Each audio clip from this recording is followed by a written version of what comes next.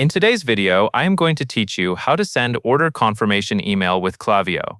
To get started, make sure you are logged into your Klaviyo account and you are on the main dashboard. On the left side navigation, click Flows.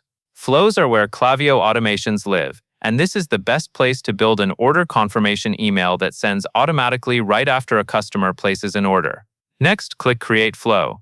When the creation options appear, choose Build Your Own.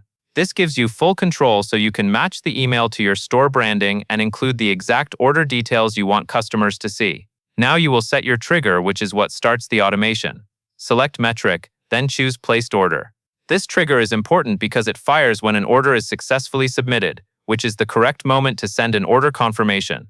With the trigger in place, you will add the message. Drag email and drop it directly below the trigger. Placing it right under the trigger ensures the first email in this flow is the confirmation message, sent as soon as the event occurs. After you add the email, click Select Template. In the template search field, type Order Confirmation. Choose an order confirmation template that matches the style you want. Using a purpose-built template can save time, since it is typically structured to include key sections like order details and product information. Once the template is selected, click Edit Content. In the editor, click the Product block.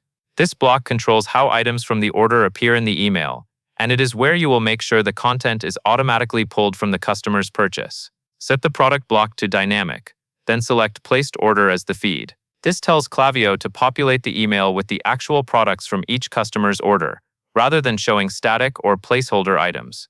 This is essential for accurate confirmations, especially when customers buy different products. When you are finished, click Save and Exit.